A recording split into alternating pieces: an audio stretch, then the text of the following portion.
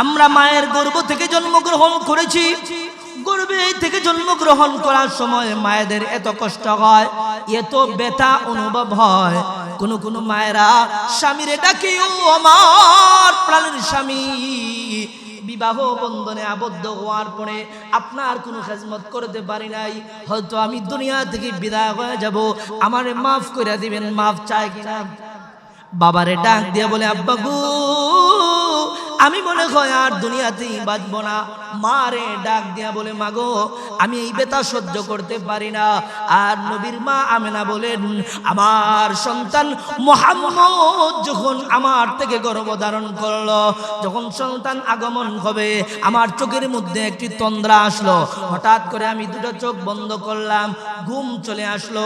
আমি লক্ষ্য করে দেখি আমার ঘরের ভিতরে আগেকার যুগের বড় বড় মনীষীরা আসছে। আমি জিজ্ঞাসা করলাম, কে গো আপনি? জবাব দেয়, ওগো আমেনা, আমি কইলাম আদম পয়গম্বরের স্ত্রী হাওয়া। কেন এসেছেন গো? ওগো আমেনা, তোমার সন্তানের সুন্দর একটা আগমনের জন্য মহান আল্লাহ পাঠিয়েছেন। আরেকজন জিজ্ঞাসা করে, কে গো আপনি? জবাব দেয়, আমি ফেরাউনের বিবি আসিয়া। কেন এসেছেন গো? অল্প কিছুক্ষণের মধ্যে তোমার থেকে আকাশের চাঁদ উদিত হবে, তোমার সন্তানের সুন্দর ডেলিভারির জন্য এসেছি। আরেকজন জিজ্ঞাসা, কে গো আপনি? জবাব দেয়, আমি হযরতে ঈসা পয়গম্বরের মা মারিয়াম। কেন এসেছেন গো? জবাব দেয়, গো আমেনা, অল্প কিছুক্ষণের মধ্যেই তোমার সন্তান মুহাম্মদ দুনিয়াতে আগমন করবে। তোমার সন্তানের সুন্দর একটা ডেলিভারির জন্য মহান আল্লাহ আমাদেরকে মেডিকেল টিম বানায়া পাঠাইছেন। সুবহানাল্লাহ। এবার হঠাৎ করে আমেনা লক্ষ্য করে দেখলেন, কান্নার আওয়াজ শোনা যায়, ঘুম ভাঙলো। এমনি ডান পাশে বান্দি সুয়াইবা, বাম পাশে উম্মে আয়মান। মা আমেনা জিজ্ঞাসা করি, কি রে উম্মে আয়মান, এত সুন্দর মানিক কই থেকে পাইলে? কয়, ম্যাডাম, মাত্র আপনি ডেলিভারি করলেন। এমনি নবীর মা আমেনা কয়, আল্লাহি রব্বুল কাবা, ও বান্দি সুয়াইবা, ও উম্মে আয়মান, আমার সন্তান আগমন করেছে, আমি আমেনা বিন্দু মাত্র কষ্ট পাই নাই। সুবহানাল্লাহ। তাহলে আমাদের মায়েদের আমরা জন্মগ্রহণ করেছি, আর নবীর জন্ম কি এক?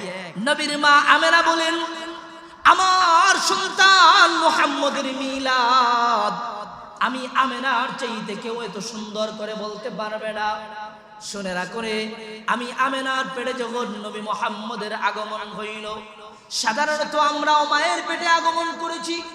নবীর মা আমেনা বলেন, আমার সন্তান মুহাম্মদ যখন আমার গর্ভে আগমন করে, আমি আমেনা যখন রাস্তা দিয়ে হেঁটে যাই, রাস্তার গাছপাতা বৃক্ষ তরলতা আমি আমেনাকে সালাম জানাই। সুবহানাল্লাহ। এখানেই শেষ না, নবীর মা আমেনা বলেন, আমি যখন রাস্তা দিয়ে হাঁটতাম, গোটা রাস্তাটা মেশকে আম্বরের গ্রানে মুখরিত হয়ে যাইত। নবীজির দাদা আব্দুল মুত্তালিবের কাছে মানুষেরা আইসা বিচার দায়ের করত। আরবের একটা প্রথা ছিল, যদি কাহারো স্বামী দুনিয়া থেকে বিদায় হয়ে যায়, বিধবা মহিলা তারা সুগন্ধি ব্যবহার করতে পারবে না। যখন আরবের লোকেরা নবীর দাদার কাছে আইসা বিচার দেয়, ওগো আব্দুল্লাহর বাবা, তোমার সন্তান আব্দুল্লাহ তো দুনিয়াতে নাই, তোমার পুত্রবধূ আমেনা কি জানি সুগন্ধি ব্যবহার করে রাস্তার মধ্যে বাগির হয়, সমাজের মানুষরা বলা বলি শুরু করে দেয়। এইভাবে যখন ঘরের ভিতরে আসলেন নবীজির দাদা, আয়েশা বিবির ডাকলেন, ও বিবি আমার, আমাদের সন্তান আব্দুল্লাহর বধূ আমেনা কি জানি সুগন্ধি ব্যবহার করে। নবীর দাদি বললেন, হ্যাঁ, আমিও লক্ষ্য করে দেখলাম। আমি যখন গোসলখানায় গোসল করতে যাই, আমি গোসল করতে যা দেখি গোসলখানাটাও সুগন্ধে মুখরিত হয়ে গেছে। এবার যখন নবীজির মা আমেনারে ডাকলেন, কি রে মা, রাগ করিও না, দরজা বন্ধ করে বলতেছেন, ওরে আমেনা, তুমি কষ্ট পায়ো না রে মা। আরবের লোকেরা বলা বলি করে, তুমি কি জানি সুগন্ধি ব্যবহার করো রে মা, কি সুগন্ধি ব্যবহার করো? নবীর মা আমেনা বলে, ওগো আমার শ্বশুর আব্বা, আমি দুনিয়ার কোনো সুগন্ধি ব্যবহার করি না, মক্কার বাজারের কোনো সুগন্ধি ব্যবহার করি না, মদিনার বাজারের কোনো সুগন্ধি ব্যবহার করি না। ওগো আমার শ্বশুর আব্বা, এটা আমার কোনো কৃতিত্ব না গো বাবা। এই যে আমার পেটের ভিতরে যে সন্তান রয়েছে, এই সন্তান পেটে আসার পর থেকে আমি যেদিকে যাই সেদিকেই দেখি মেশকে আম্বরে মুখরিত হয়ে গেছে। أما بعد فأعوذ بالله من الشيطان الرجيم. بسم الله الرحمن الرحيم. وما أرسلناك إلا رحمة للعالمين. صدق الله العظيم. وقال النبي صلى الله عليه وسلم: لا يؤمن أحدكم حتى أكون أحب إليه من والده وولده والناس أجمعين، أو كما قال عليه الصلاة والسلام.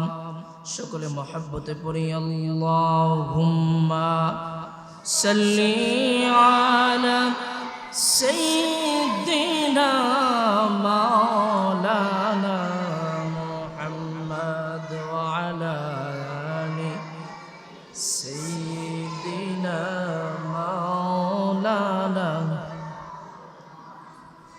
اللهم صل على سيدنا مولانا محمد وعلى آل سيدنا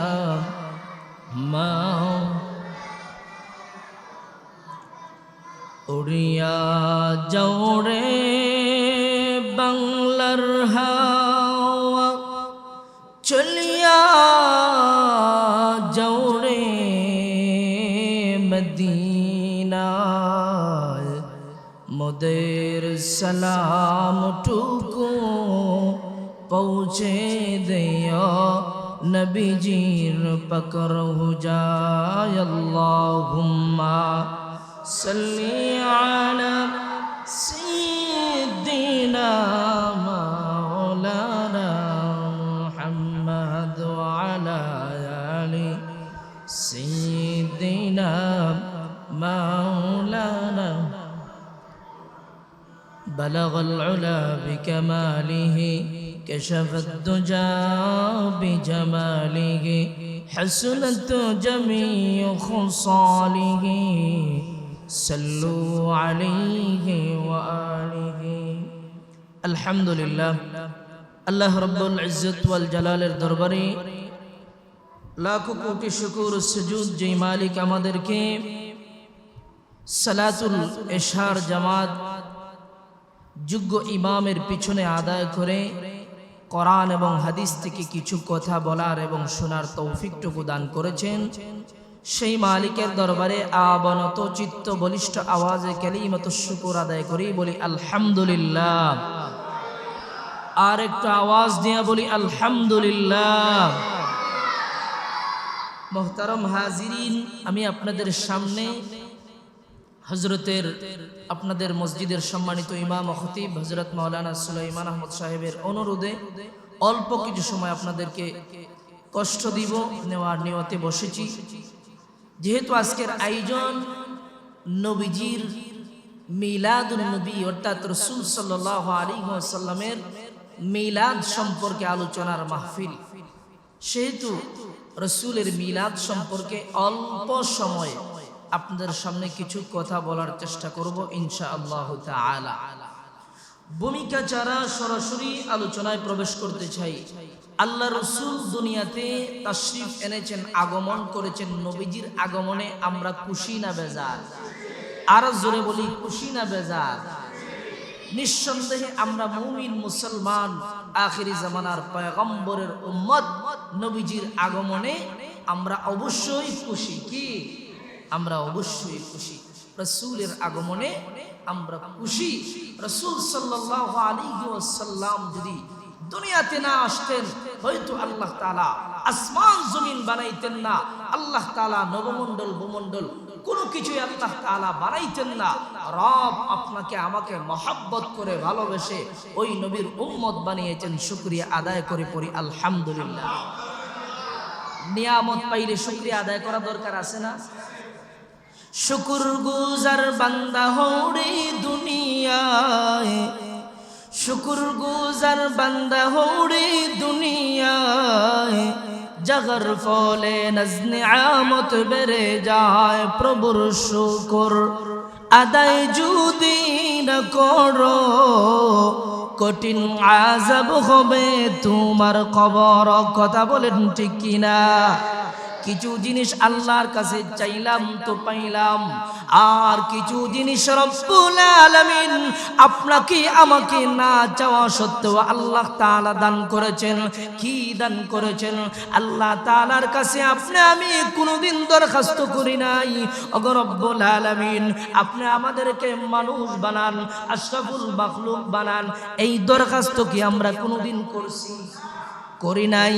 রব্বুল আলামিন চাইলে আপনারে আমারে রব্বুল আলামিন হায়াওয়ান জানোয়ার গরু ছাগল বানায়া আল্লাহ তাআলা দুনিয়াতে পাঠাইতে পারতেন, কিন্তু রব্বুল আলামিন আপনারে আমারে বিনা দরখাস্তে আল্লাহ তাআলা আশরাফুল মাখলুকাত মানুষ বানিয়েছেন।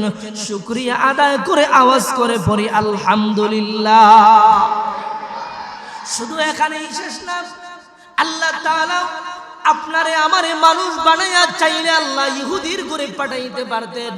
আল্লাহ তাআলা চাইলে বেদিন বেঈমানের ঘরে, খ্রিস্টানের ঘরে পাঠাইতে পারতেন। আল্লাহর এমন ক্ষমতা আছে না নাই? আরো জোরে বলেন, আছে না নাই? কিন্তু রব্বুল আলামিন চিন্তা করে দেখেন, আজকে মুসলমানের ঘরে জন্ম হওয়ার কারণে আজকে জাহাঙ্গীরনগর মসজিদে এসে কোরআন হাদিস থেকে নবীর আলোচনা শুনতেছেন। যদি মুসলমানরা হতেন আজকে আল্লাহর ঘর মসজিদে আসতে পারতেন না। কথা কোন ঠিক কিনা? রব্বুল আলামিন আপনারে আমারে মুসলমানের ঘরে আল্লাহ তাআলা পাঠিয়েছেন। শুকরিয়া আদায় করে পড়ি, আবারও বলি আলহামদুলিল্লাহ। এখানেই কথা শেষ না, চিন্তা করে দেখো মুমিন, আল্লাহ তাআলা আপনারে আমারে চাইলে আদম পয়গম্বরের উম্মত বানাইতে পারতেন। আল্লাহ চাইলে ঈসা, মুসা, ইব্রাহিম অন্যান্য নবী রাসূলের উম্মত বানাইতে পারতেন, কিন্তু রব্বুল আলামিন আপনারে আমারে সরকারে দু আলম, মাহবুবি কিবরিয়া, আশরাফি আম্বিয়া, সাইয়্যিদুল ইমাম, ইমামগণের ইমাম, নবীগণের নবী, নেতাগণের নেতা, আল্লাহর পরিজার সম্মান আমার নবী মুহাম্মদুর রাসূলুল্লাহর উম্মত বানিয়েছেন। আবার শুকরিয়া আদায় করে পড়ি আলহামদুলিল্লাহ। মুহাম্মদুর রাসূলুল্লাহর উম্মত হইয়া খুশি না বেজার? আরো জোরে বলেন, খুশি না বেজার? আল্লাহর কাছে কি কোনোদিন দরখাস্ত করছিলাম নাকি? না না, রব্বুল আলামিন বিনা দরখাস্তে আপনারে আমারে শেষ পয়গম্বরের উম্মত বানিয়েছেন। এবার আসুন, আপনি মিলাদুন নবীর ইতিহাস, নবীর জন্ম বৃত্তান্ত কেন জানবেন না? পৃথিবীর বড় বড় মনীষীর ইতিহাস আপনি জানলেন, রবি ঠাকুরের ইতিহাস জানলেন, জবি ঠাকুরের ইতিহাস জানলেন, আব্রাহাম লিঙ্কনের ইতিহাস জানলেন। কপাল পোড়া মুসলমান, আমার নবীর ইতিহাস জানলা না। তোমার চাইতে কপাল পোড়া আসমানের নিচে জমিনের উপরে একটাও নাই। কথা কোন ঠিক কিনা? এবার চলে আসুন, নবীর মিলাদ আপনাদের সামনে আমি বর্ণনা করি। আজ থেকে ১,৫০০ বছর বছর আগে বাংলাদেশ থেকে প্রায় 6,500 কিলোমিটার দূরে আব্বাজান হযরত আদম আলাইহিস সালাতু ওয়াস সালামের জন্মের 9,135 বছর পরে আল্লাহর পয়গম্বর হযরত নূহ আলাইহিস সালাতু ওয়াস সালামের বন্যার প্লাবনের 6,113 বছর পরে আল্লাহর পয়গম্বর আল্লাহর খলিল আল্লাহর দোস্ত হযরত ইব্রাহিম আলাইহিস সালাতু ওয়াস সালামের জন্মের 3,500 বছর পরে আল্লাহর জলিলুল কদর নবী মুসা কালিমুল্লাহ আল্লাহর বড় মাহবুব নবী মুসা নবীর 2300 বছর পরে হযরত ঈসা পয়গম্বরের 570 বা মতান্তরে 71 বছর পরে আসহাবে কাফের ঘটনার 70 বছর পরে আসহাবে ফিলের ঘটনার মাত্র 50 দিন পরে আরবের সম্ভ্রান্ত ফ্যামিলিতে আরবের মক্কা নগরীর সম্ভ্রান্ত ফ্যামিলি কুরাইশ বংশে বাবা আব্দুল্লাহর ঘরে মা আমেনার উদরে রবিউল আউয়াল মাসের তারিখ নিয়ে একটু মতভেদ রয়েছে। রবিউল আউয়াল মাসের সোমবার তিনি সুবহি সাদিকের সময় রাহমাতুল লিল আলামিন দুনিয়াতে তাশরিফ এনেছেন। নবীর আগমনে খুশি হইয়া আওয়াজ করে পড়ি আলহামদুলিল্লাহ। নবীর মা আমেনা বলেন, আমার সন্তান মুহাম্মদের মিলাদ আমি আমেনার চাইতে কেউ এত সুন্দর করে বলতে পারবে না।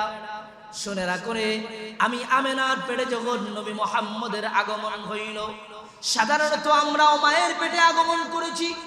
নবীর মা আমেনা বলেন, আমার সন্তান মুহাম্মদ যখন আমার গর্ভে আগমন করে, আমি আমেনা যখন রাস্তা দিয়ে হেঁটে যাই, রাস্তার গাছপাতা বৃক্ষ তরলতা আমি আমেনাকে সালাম জানাই। সুবহানাল্লাহ। এখানেই শেষ না, নবীর মা আমেনা বলেন, আমি যখন রাস্তা দিয়ে হাঁটতাম গোটা রাস্তাটা মেশকে আম্বরের গ্রানে মুখরিত হয়ে যাইত। নবীজির দাদা আব্দুল মুত্তালিবের কাছে মানুষেরা আইসা বিচার দায়ের করত। আরবের একটা প্রথা ছিল, যদি কাহারো স্বামী দুনিয়া থেকে বিদায় হয়ে যায়, বিধবা মহিলা তারা সুগন্ধি ব্যবহার করতে পারবে না। যখন আরবের লোকেরা নবীর দাদার কাছে আইসা বিচার দেয়, ওগো আব্দুল্লাহর বাবা, তোমার সন্তান আব্দুল্লাহ তো দুনিয়াতে নাই, তোমার পুত্রবধূ আমেনা কি জানি সুগন্ধি ব্যবহার করে রাস্তার মধ্যে বাগির হয়, সমাজের মানুষরা বলা বলি শুরু করে দেয়। এইভাবে যখন ঘরের ভিতরে আসলেন নবীজির দাদা আয়েশা বিবির ডাকলেন, ও বিবি আমার, আমাদের সন্তান আব্দুল্লাহর বধূ আমেনা কি জানি সুগন্ধি ব্যবহার করে। নবীর দাদি বললেন, হ্যাঁ আমিও লক্ষ্য করে দেখলাম। আমি যখন গোসলখানায় গোসল করতে যাই, আমি গোসল করতে যা দেখি গোসলখানাটাও সুগন্ধে মুখরিত হয়ে গেছে। এবার যখন নবীজির মা আমেনারে ডাকলেন, কি রে মা, রাগ করিও না, দরজা বন্ধ করে বলতেছেন, ওরে আমেনা তুমি কষ্ট পায় না রে মা। আরবের লোকেরা বলা বলি করে, তুমি কি জানি সুগন্ধি ব্যবহার করো রে মা, কি সুগন্ধি ব্যবহার করো। নবীর মা আমেনা বলে, ওগো আমার শ্বশুর আব্বা, আমি দুনিয়ার কোনো সুগন্ধি ব্যবহার করি না, মক্কার বাজারের কোনো সুগন্ধি ব্যবহার করি না, মদিনার বাজারের কোনো সুগন্ধি ব্যবহার করি না। ওগো আমার শ্বশুর আব্বা, এটা আমার কোনো কৃতিত্ব না গো বাবা। এই যে আমার পেটের ভিতরে যে সন্তান রয়েছে, এই সন্তান পেটে আসার পর থেকে আমি যেদিকে যাই সেদিকেই দেখি মেশকে আম্বরে মুখরিত হয়ে গেছে। সুবহানাল্লাহ। অতএব নবীজি যেভাবে দুনিয়াতে জন্মগ্রহণ করেছেন, ইতিহাস অনেক লম্বা, আমার পরে হযরতেরা আছেন আলোচনা করবেন। নবীজিকে মহব্বত ভালোবাসা যদি আপনি মহব্বত না করতে পারেন, ভালো যদি নবীজিকে না বাসতে পারেন, আপনি কি জান্নাতে যাইতে পারবেন? কোশ্চিন কালো না, নবীর সুন্নাত মানতে হবে। নবী বলেন, মান আহাব্বা সুন্নতি ফাকাদ আহাব্বানি ওয়া মান আহাব্বানি কানা মাই ফিল জান্নাহ। আল্লাহর রাসূল বলেন, আমি নবীর সুন্নত যে তার রাষ্ট্রীয় জীবন, পারিবারিক জীবন, আন্তর্জাতিক জীবন, সামাজিক জীবন প্রত্যেকটা সেক্টরে আমি রাসূলুল্লাহর সুন্নাত দিয়া যেই বান্দাটা সাজাইবে, নবী আমার দুইটা আঙ্গুল এইভাবে দেখায় আল্লাহর রাসূল বলেন যে জান্নাতের ভিতরে আমি এবং ওই সুন্নত মাননেওয়ালা ব্যক্তি পাশাপাশি বসবাস করব। সুবহানাল্লাহ। নবীজির মা আমেনা আরেকটা কথা বলে ফেলি, আমরা দুনিয়াতে এসেছি, আমরা যখন মায়ের গর্ভের মধ্যে এসেছি, মায়ের গর্ভে আসার পরে মার কত কষ্ট, মা খাবার খাইতে পারে না, মা উঠতে পারে না, মা বসতে পারে না, মার উঠতে কষ্ট হয়, বসতে কষ্ট হয়। খাবারের প্লেটটা হাতে নিয়া সন্তান যখন বুকে লাথি দিয়া দেয়, মা খাবারের প্লেটটা হাত থেকে রেখে দেয়, ঠিক কিনা? কিন্তু নবীর মা আমেনা বলেন, আমার সন্তান মুহাম্মদ যখন আমার গর্ভে আগমন করলো, আমি আমেনার বিন্দু মাত্র কষ্ট হয় নাই। সুবহানাল্লাহ।